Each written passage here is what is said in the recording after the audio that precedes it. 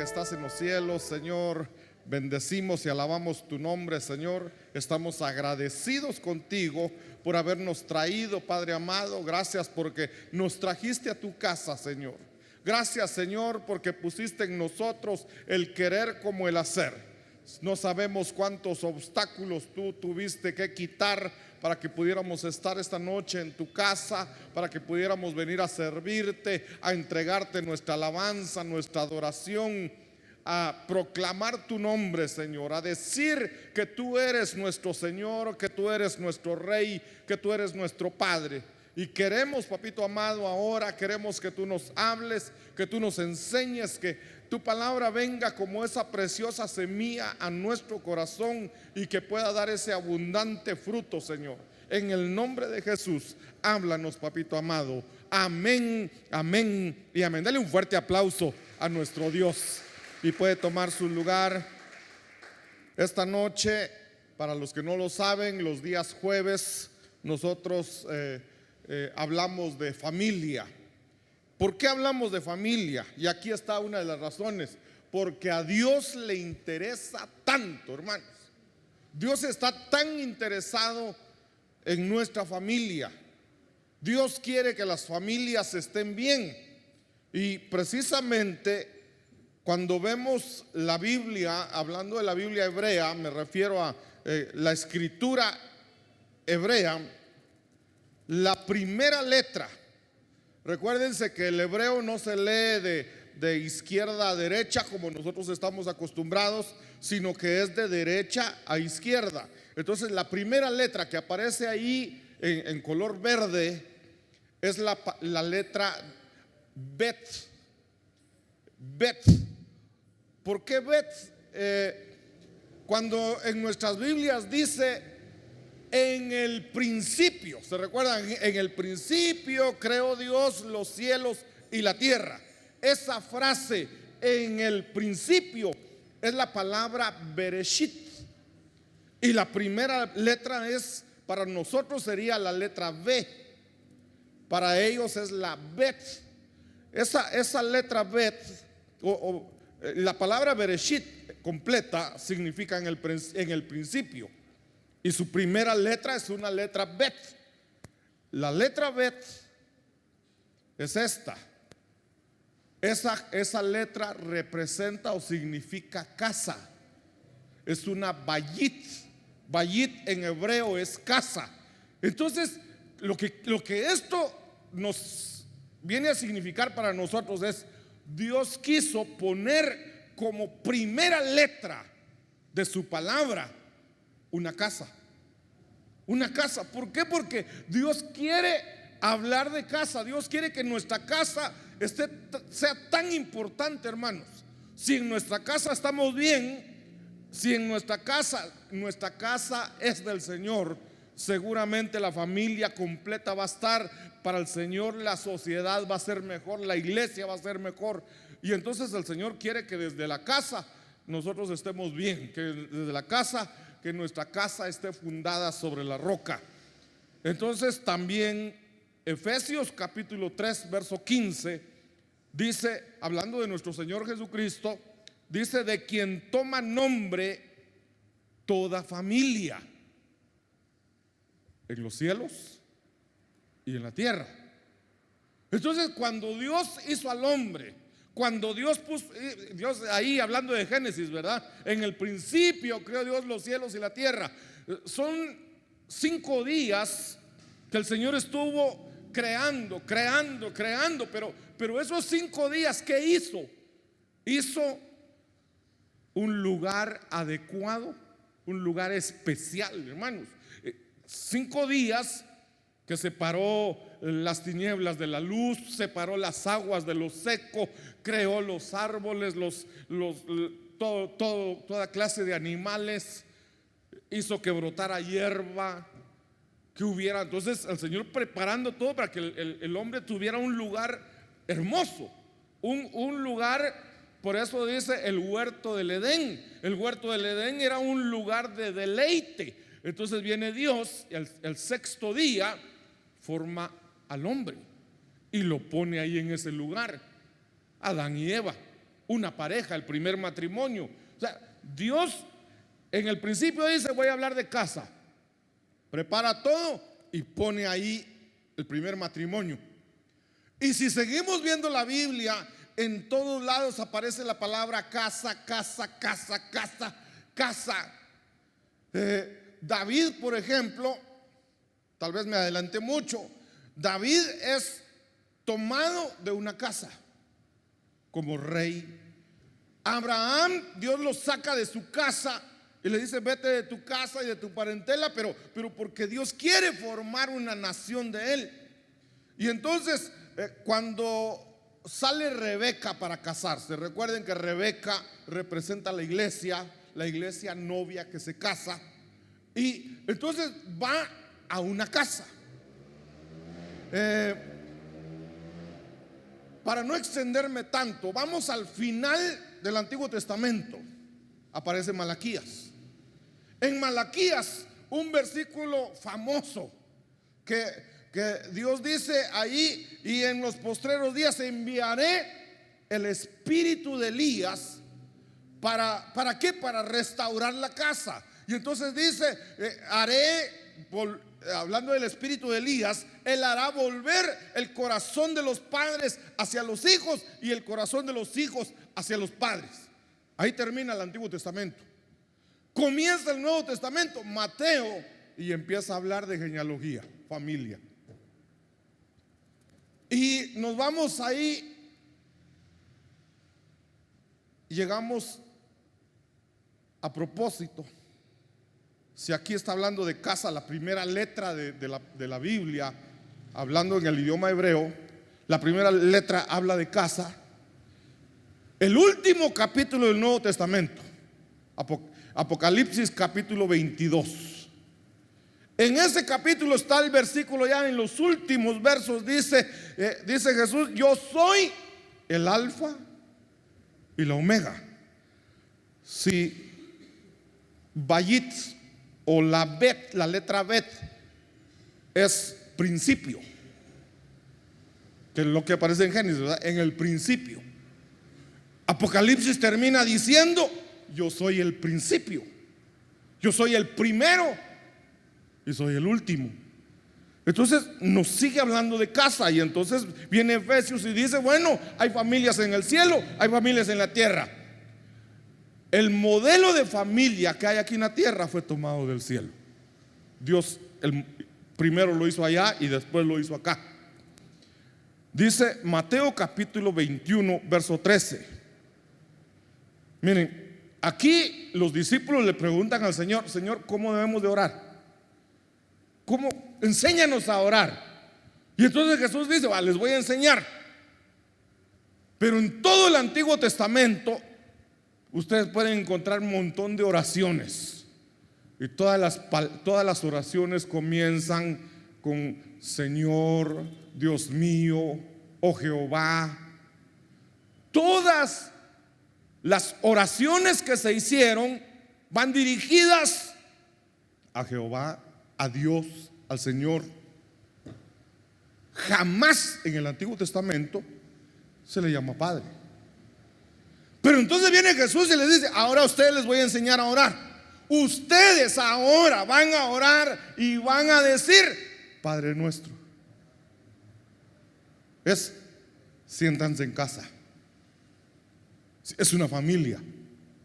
Entonces ahora la iglesia es una familia. La iglesia es una familia. Y entonces cuando vemos de las 7 iglesias en Apocalipsis, las 7 iglesias aparecen ahí. La iglesia que es arrebatada es la iglesia de Filadelfia. Y Filadelfia nos habla de amor fraternal, amor de familia. Entonces aquí Jesús dice: bueno, antes de enseñarles a orar, aquí Mateo 21:13 dice: y les dijo, escrito está, mi casa. Mi casa, está diciendo, la iglesia es la casa. Mi casa será llamada casa de oración, pero vosotros la habéis convertido en cueva de ladrones. Entonces que nuestra casa no se convierta en cueva. ¿Qué diferencia habrá entre una casa y una cueva? ¿A quiénes les gustaría vivir en una cueva? Una cueva es oscura, es fría, o puede ser muy caliente, que no circula el aire. Hay de todo tipo de animales, serpientes, alacranes, arañas. Es peligro. En la cueva, miren, Génesis 19:30. Pero Lot subió de Zoar y moró en el monte, y sus 2 hijas con él, porque tuvo miedo de quedarse en Zoar, y habitó en una cueva. ¿Qué pasa, hermano? ¿Qué pasó cuando Lot se quedó a vivir en una cueva? Hubo incesto. Sus hijas tuvieron relaciones con él, y nacieron de ahí dos naciones enemigas de Israel. Entonces las cuevas nunca son, preferible que sea una casa y no una cueva.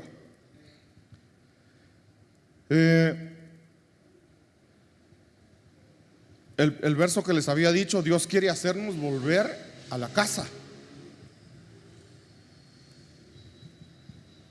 ¿Cómo vamos a orar? Padre nuestro.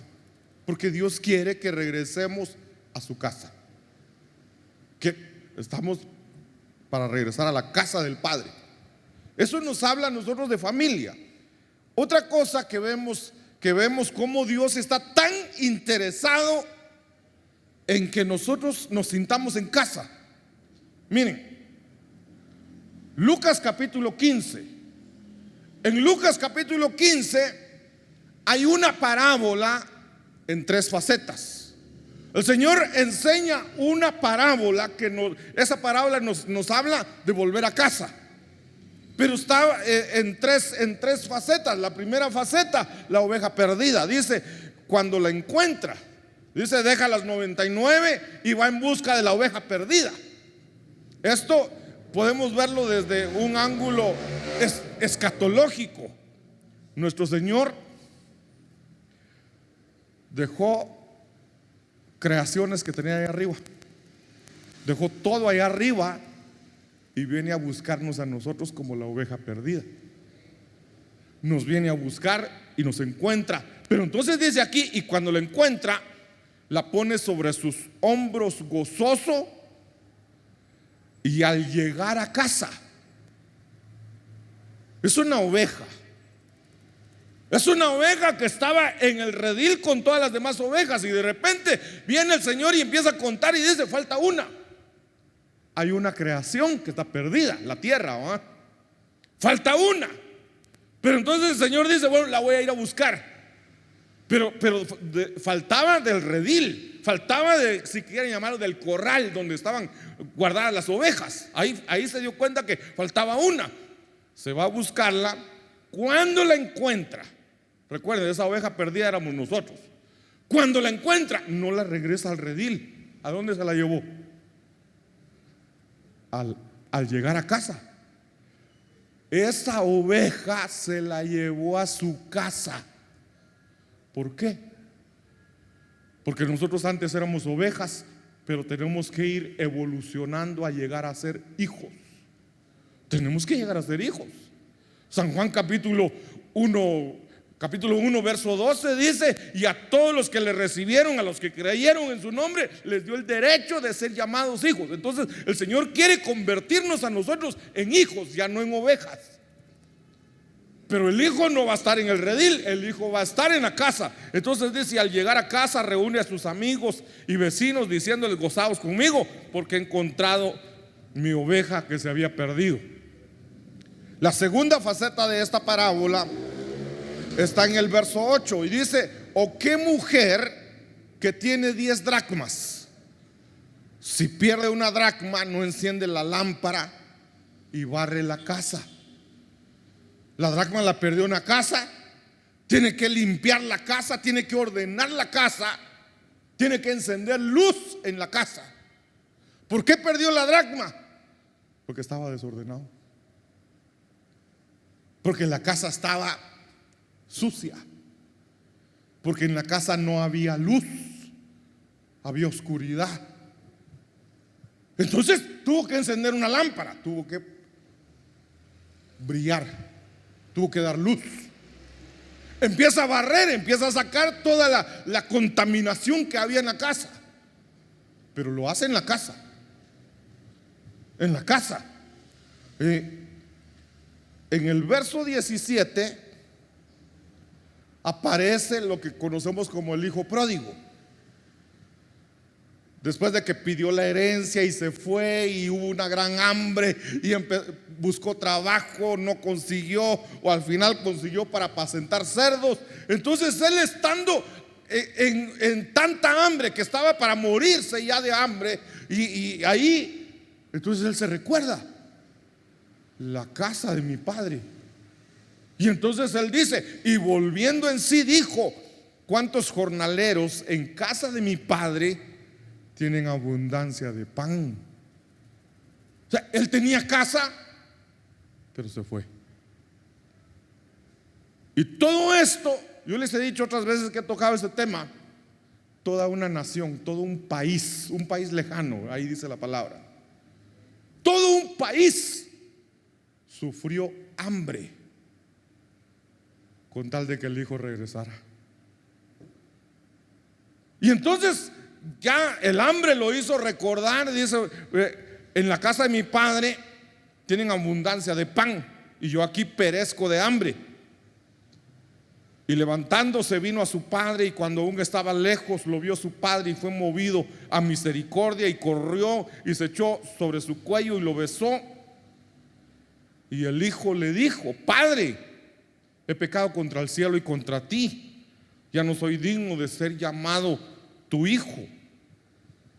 Y el padre dijo a sus siervos: sacad el mejor vestido y vestidle, y poned un anillo en su mano y calzado en sus pies. O sea, el hijo regresa sintiéndose indigno de pertenecer a la casa. Tómame como uno de tus siervos. Pero el padre no le hace caso a lo que está diciendo y ordena que lo vistan, que le pongan anillo, que le den autoridad, que le devuelvan su lugar de hijo, porque él pertenece a la casa.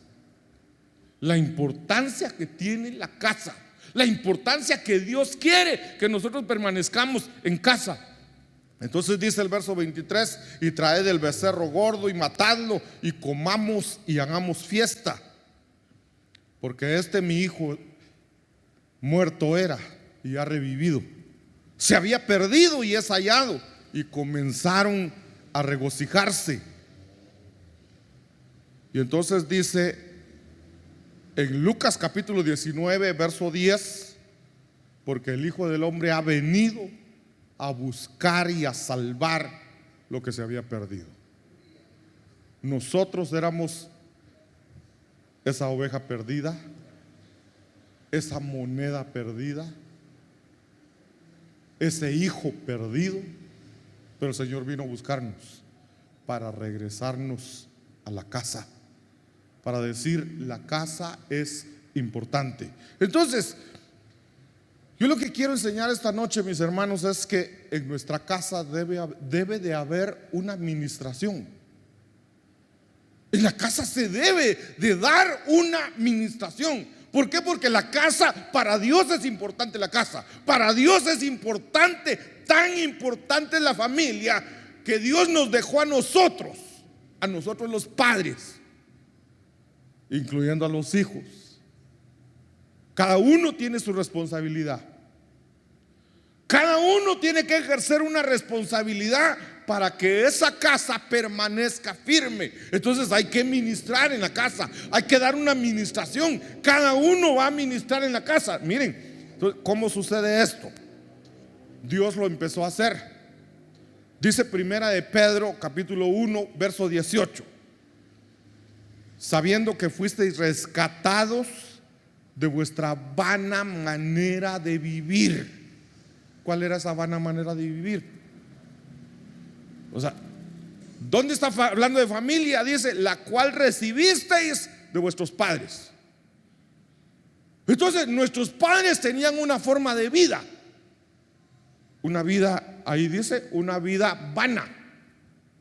Ellos y sus debilidades, ellos y sus problemas, sus pecados, sus iniquidades que cometieron por ignorancia o por lo que sea, cometieron pecados, cometieron iniquidades. Eso hablando espiritualmente, hablando genéticamente, nosotros tenemos también, heredamos de su, si lo quieren ver, heredamos de ellos.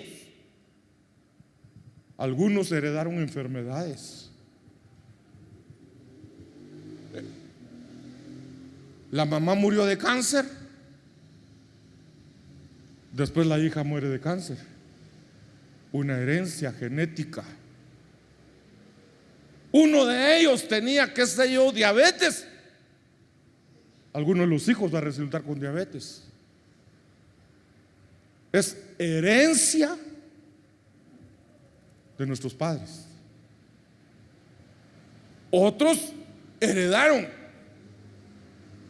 cosas que no son vanas, cosas buenas que los papás cambiaron. Se ha visto, por ejemplo, padres que fueron pastores, hijos que terminan siendo pastores. No porque los padres les hayan dado, así como que yo fui pastor, que mi hijo sea pastor, sino que el Señor en su misericordia da esa misma gracia a los de la familia. Entonces el Señor dice, bueno, yo a ustedes los rescaté. Fuimos rescatados de esa herencia que tenían nuestros padres. Y entonces dice, no los rescaté con cosas corruptibles como oro o plata, sino que fuimos rescatados por medio de la sangre preciosa de nuestro Señor Jesucristo. Por eso es importante la Santa Cena, que en la Santa Cena se ministra la sangre de Cristo a través del vino y se ministra el cuerpo de Cristo a través del pan. Y entonces eso nos libera de herencias ancestrales. Entonces dice que Él dio su sangre como de un cordero sin mancha y sin contaminación. El Señor comenzó a ministrar nuestra casa, pero Él nos deja a nosotros una responsabilidad. Él quiere que nosotros ahora, después de que Él ya ministró la sangre de nuestro Señor Jesucristo para liberarnos de herencias ancestrales, entonces Él dice, ahora bueno, yo necesito que ustedes ministren su casa para mejorar la familia. ¿Cómo tenemos que hacer? Entonces dice Proverbios capítulo 18 verso 22. Miren, levanten la mano los casados, pero bien así que se vea que están casados, ¿verdad? Gloria a Dios. Dice, el que haya esposa, haya el bien. Ay de aquel esposo que diga no es cierto. El que haya esposa, haya el bien. ¿Qué encontramos nosotros los esposos cuando encontramos esposa? ¿Qué hallamos? Bendición. Así que, esposas, pregúntenle a su esposo, yo soy de bendición para ti. Y si no le contesta, hay que darle más bendición, ¿verdad? Entonces, eso dice la palabra. El que haya esposa, haya la bendición y alcanza el favor de Jehová. Alcanza la misericordia de Dios. Entonces puede ser que alguien diga, no hombre, si mi mujer, mejor ni quiero llegar a la casa porque solo para pelear es. Eso hay que ver qué está pasando.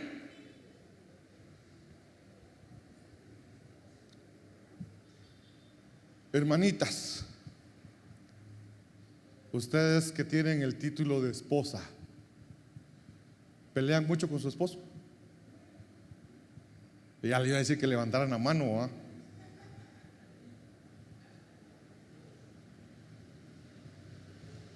Por ahí vi una publicación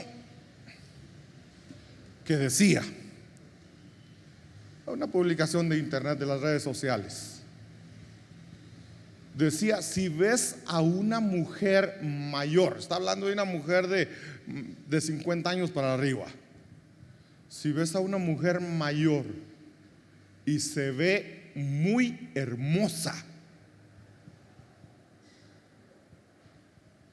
dale la mano al esposo, porque una esposa hermosa es porque su esposo la ha tratado bien. No sé de dónde lo sacaron, pero es cierto, bíblicamente es cierto. Nosotros los esposos somos los responsables del bienestar de nuestra esposa. Entonces, por eso les preguntaba si hay alguna esposa que se mantiene peleando con el esposo. Hay que averiguar cómo la trata el esposo. Hay que meterse ahí. Para conocer eso hay que escuchar a los dos por separado. Porque capaz cuidaditos si hablas, cuidaditos si decís algo, mejor cada uno por separado. Entonces hablamos con la esposa, ¿cómo te trata? Ay, viera que solo gorda me dice. Ay, viera, pastor, que siempre me anda diciendo que no sirvo para nada. Ay, mira, pastor, que cada vez que yo necesito algo para... Fíjese, pastor, que quiere que yo ande bien bonita, bien arreglada, y no me da ni para pintarme las uñas. Y no me da para un buen shampoo. Y después dice que mal peinada ando. El esposo es el responsable de que la esposa se sienta bien. Si un esposo no le da, no le provee, es que la palabra dice que el esposo honre a su esposa. Y esa palabra honra significa dinero. El esposo que no cuida, es que miren todas las responsabilidades que caen sobre el esposo. El esposo tiene que proveer seguridad a la esposa. Tiene que proveerle todo lo que necesita. Tiene que darle paz, tiene que darle amor, tiene que darle atención. Hermanas, si ustedes tienen un esposo que les provee para todo lo que necesitan, no estoy hablando de grandezas, estoy hablando de lo necesario, lo útil. Si les puede dar más, gloria a Dios. Pero si no les falta el alimento, no les falta ropa, no les falta techo, no les falta seguridad, las trata como a vaso más frágil, ¿cómo responden ustedes? Existe la mujer necia. Existe la mujer necia, porque tengo que dejar claro eso también. La mujer necia con sus manos destruye la casa. Pero está hablando de la necia. La mujer virtuosa. Si a una mujer virtuosa el esposo la cuida, le da lo necesario, dice que esta mujer virtuosa genera ganancias. Esa mujer virtuosa atiende bien a su familia y no le teme al futuro, porque está preparada para todo. Entonces, si a una mujer virtuosa le dan atención, le dan amor, esa mujer va a ser feliz al esposo, va a bendecir al esposo. Entonces yo quizá repita mucho esto, pero va con el tema. La esposa es una viña, la esposa es un campo, la esposa es un terreno. El esposo es el labrador. Si el esposo prepara bien la viña, esa viña va a dar abundante fruto. Dice el Salmo 128, verso 3: tu mujer será como fecunda vid en el interior de tu casa. Pero si el esposo la trabajó bien, si no la trabajó, esa viña le puede producir cardos y espinos. Entonces la mayor responsabilidad recae sobre nosotros. Si nosotros tratamos bien. Otra cosa que les he dicho mucho, y perdonen que se lo repita, hermanos, pero yo aprendo del apóstol Pablo. Pablo dijo, y no me canso de repetir las mismas cosas.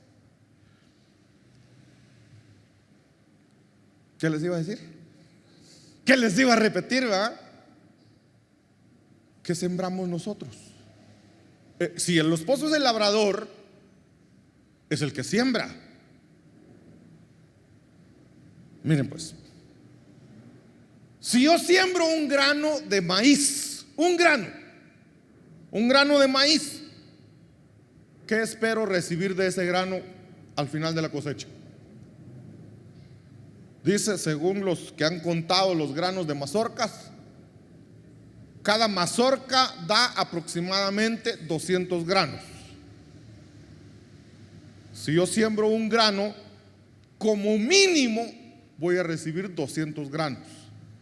Si esa tierra la trabajé bien, la aboné bien, la preparé bien, la regué y todo, le di buena atención a esa tierra, esa milpa puede producir 2, 3, 4 mazorcas. Y cada mazorca da 200 granos. Digamos que dio 3 mazorcas por 200, 600 granos por uno que sembré. Ese es el trabajo del esposo: sembrar, sembrar, sembrar. El trabajo de la esposa es multiplicar. Entonces veámoslo, yo siembro amor, ¿qué voy a cosechar? Voy a cosechar abundante amor. Por eso la palabra dice, y vosotros maridos, amad a vuestras mujeres. No le dice a la mujer que ame a su marido. Es el marido que tiene que amar a la mujer, y la mujer sí tiene que multiplicar lo que recibió. Entonces le dan un grano de amor, ella tiene que dar 200 granos de amor. Le dan un grano de atención, ella tiene que multiplicar esa atención. De nosotros depende qué queremos cosechar. Por eso dice allá afuera, dice que la mujer es el espejo del hombre. Si es una mujer amargada, el hombre sembró amargura. Entonces, mis hermanos, el que haya esposa, haya la bendición y alcanza el favor de Jehová. Proverbios 31:11: el corazón de su marido está en ella confiado, y no carecerá de ganancias. Le da a ella bien, ella lo bendice, y no mal. ¿Cuándo? Todos los días de su vida. Como les dije, hay excepciones.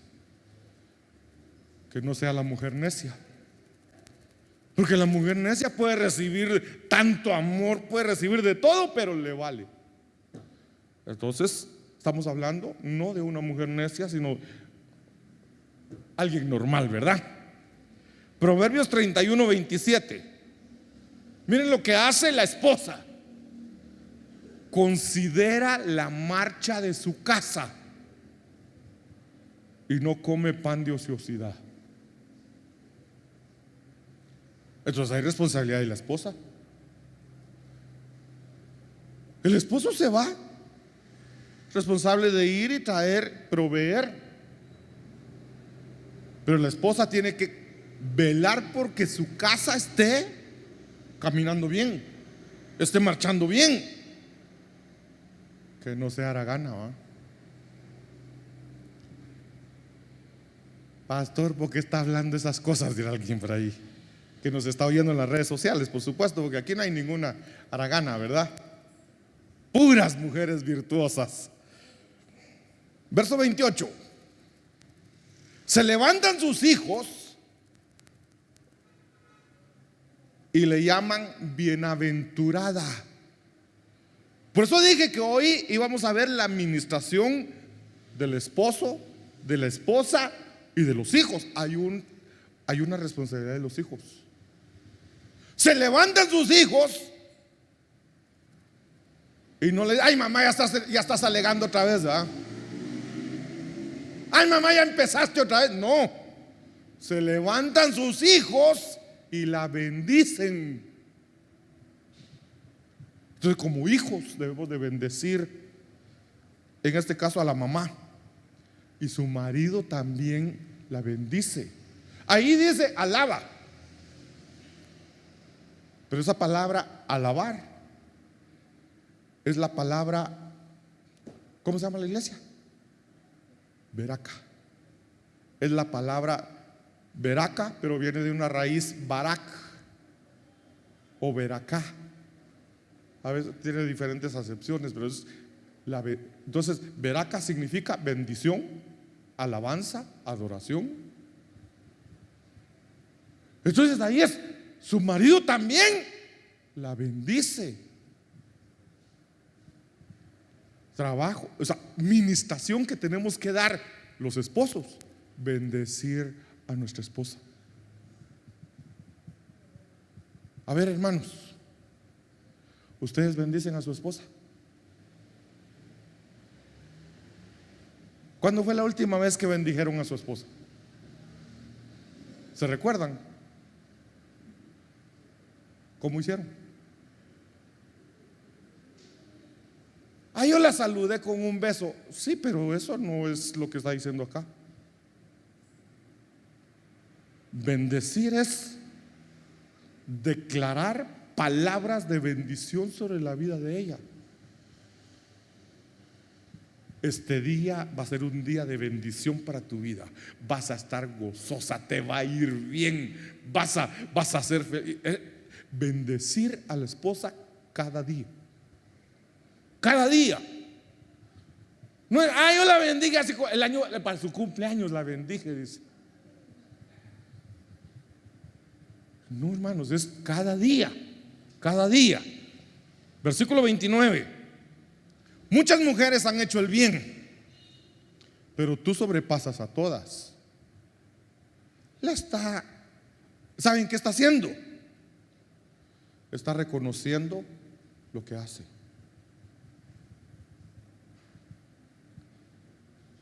A veces nosotros los esposos cometemos un error. Bueno, aparte, uno de tantos, ¿verdad?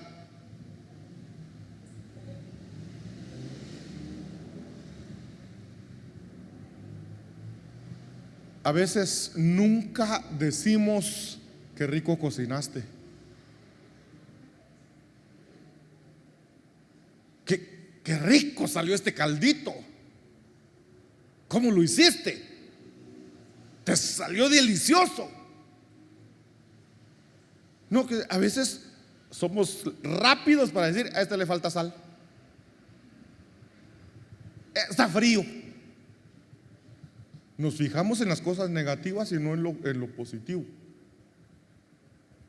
Hermanas, levante la mano la que su esposo le dijo hoy que cocinó delicioso. Como no está Gerson, ¿va?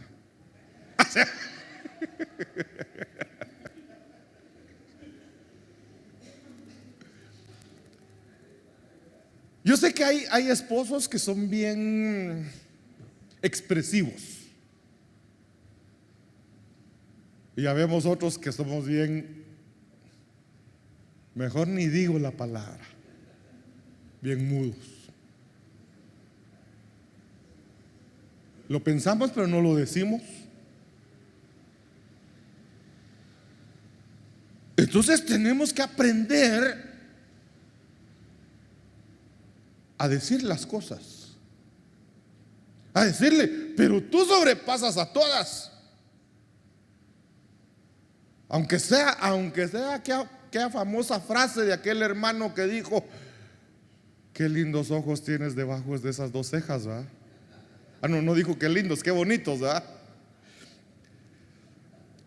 Entonces, mire, pues, esta es una administración que no debe de hacer falta en la casa. Pero Números capítulo 6, verso 22. Jehová habló a Moisés diciendo, esto es una orden. Mire, Jehová habló a Moisés diciendo, y le dice: habla a Aarón y a sus hijos y diles. Pregunto, ¿quién era Aarón?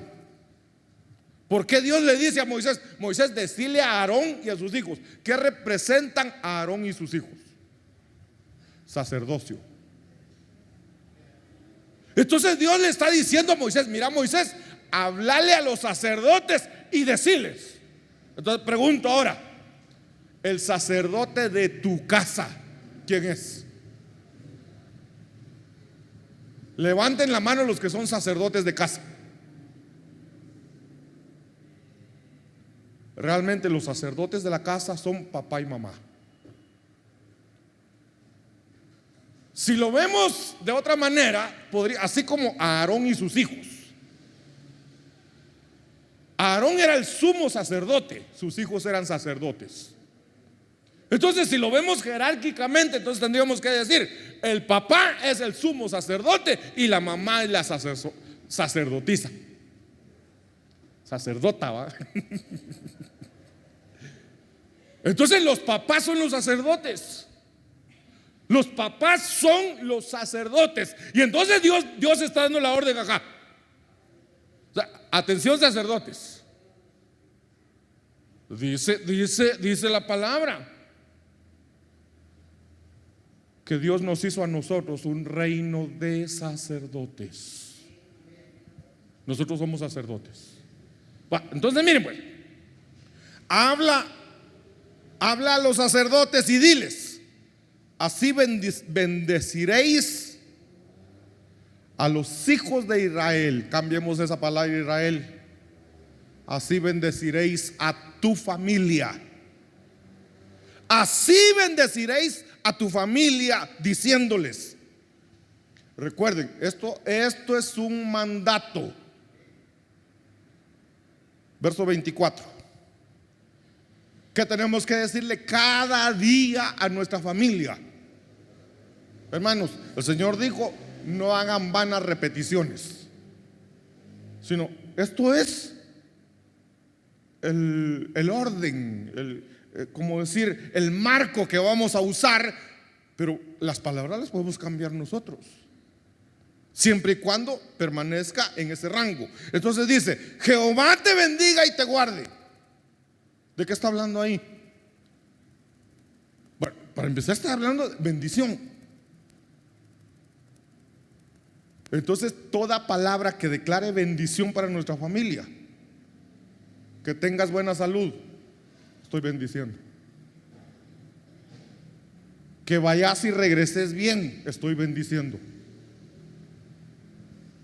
Que hoy en el trabajo te vaya bien. Que a esa entrevista que vas, que ganes el trabajo. De acuerdo al momento va a ser la palabra de bendición. Pero lo que el Señor está diciendo es: cada día bendice a tu familia. Esa administración tiene que estar en la casa todos los días. Jehová te bendiga y te guarde, que te proteja.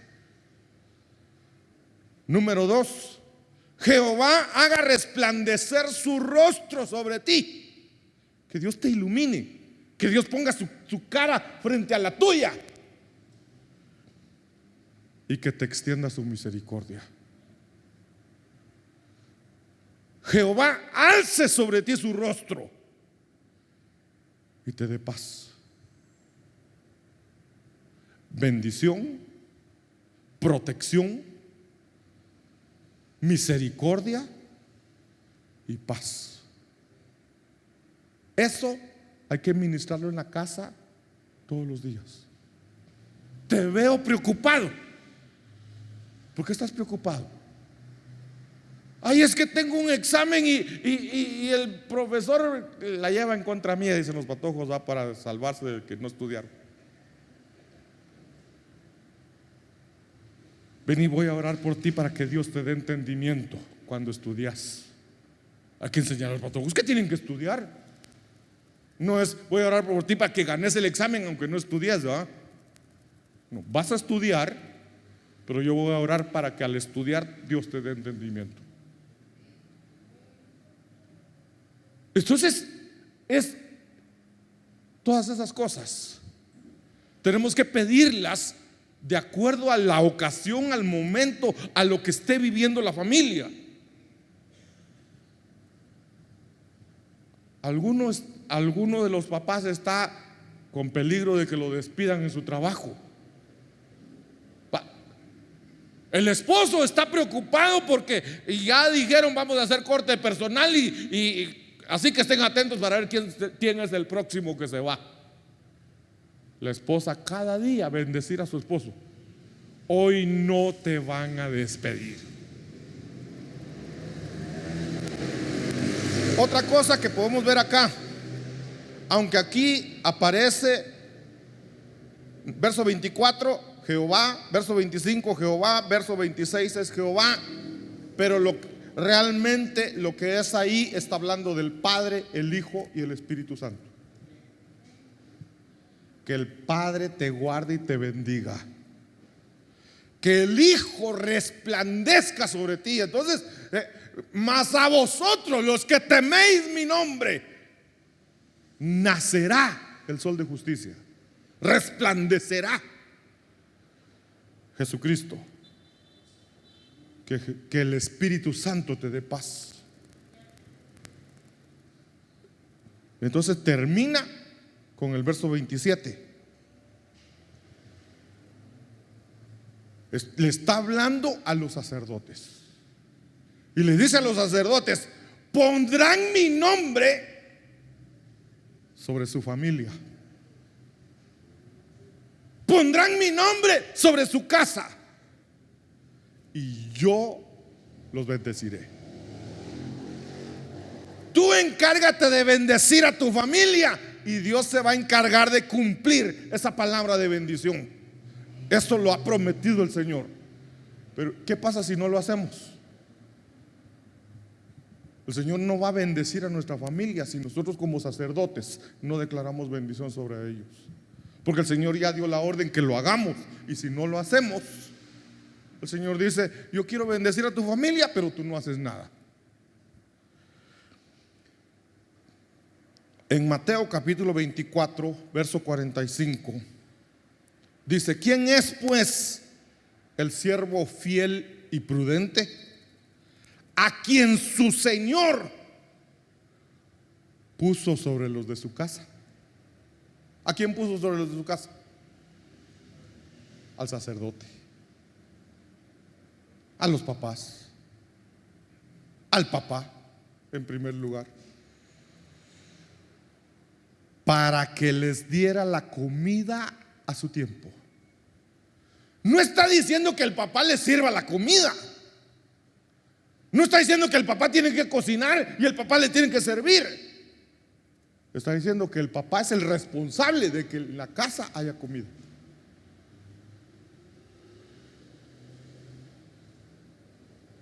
Entonces sigue diciendo, aunque aquí está hablando de siervo fiel que está sobre su casa, y al principio yo dije, ¿quiénes son los sacerdotes de la casa? Papá y mamá. Entonces siervo fiel se refiere a aquí bajo el ángulo que lo estamos viendo, siervo fiel, papá y mamá. Verso 46. Dichoso aquel siervo, bienaventurado aquel siervo, a quien cuando su Señor venga lo encuentre haciendo así. Así como cuidando, protegiendo, proveyendo a su familia. Entonces dice Proverbios 31:30: engañosa es la gracia y vana es la hermosura. O sea, podemos gastar tanto en vernos bien, las hermanitas ahí con su repello que se echan para verse bonitas, pero dice, eso es vanidad, no que no la pueden usar, sino eso no es lo importante. Lo importante es la mujer que teme a Jehová. La mujer que teme a Jehová, ella será alabada, ella será bendecida. La mujer que teme a Jehová va a ser bendecida. Y entonces dice, dadle del fruto de sus manos, y en las puertas de la ciudad alábenla sus hechos. Fruto de sus manos, sus hechos. La mujer que teme a Jehová es una mujer trabajadora, y el fruto de sus manos va a hablar por ella. Esto es la esposa. ¿Qué dice del esposo? Salmo 128:4. He aquí que así será bendecido el hombre que teme a Jehová. La mujer que teme a Jehová será bendecida. El hombre que teme a Jehová será bendecido. Verso 5 dice: el Señor te bendiga desde Sión. No está hablando de Sión geográfico,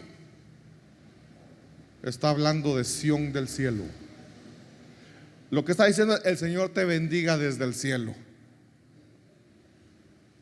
y que veas la prosperidad. Le está hablando al esposo que teme a Jehová. Y que veas la prosperidad, Jerusalén, igual tu familia. Que veas la prosperidad de tu familia.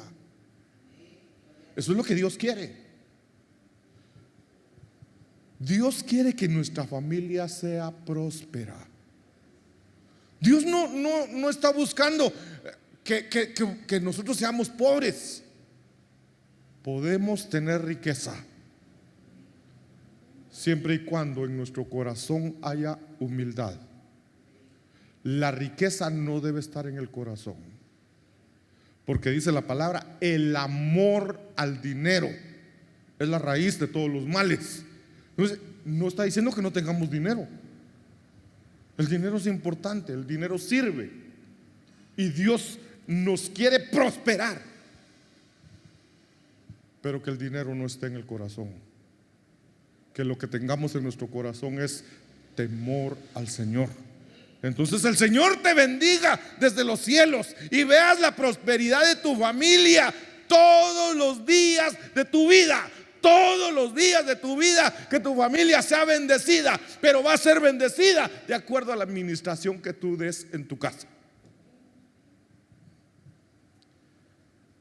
Termino con este verso: y veas a los hijos de tus hijos. Levanten la mano los que ya tienen nietos. Gloria a Dios. Yo no puedo levantar la mano todavía, pero esta es una promesa de Dios.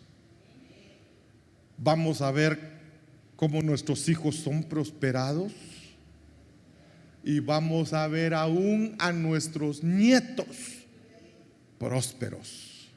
Eso es lo que Dios quiere. Tercera de Juan. Dale fuerte ese aplauso a nuestro Dios.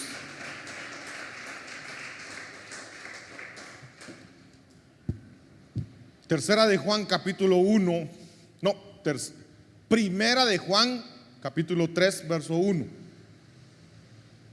Amado gallo. No le está hablando a un gallo del gallinero, así se llamaba su amigo. Amado gallo, yo deseo que seas prosperado. ¿En qué? En todo, en lo espiritual en todo, material, económico, familia, trabajo, todo, que seas prosperado en todo, así como prospera tu alma. Primero tenemos que prosperar espiritualmente. Conforme vayamos prosperando espiritualmente, Dios nos va a ir prosperando intelectual, material, económico, todo. Entonces, Dios quiere familias prósperas.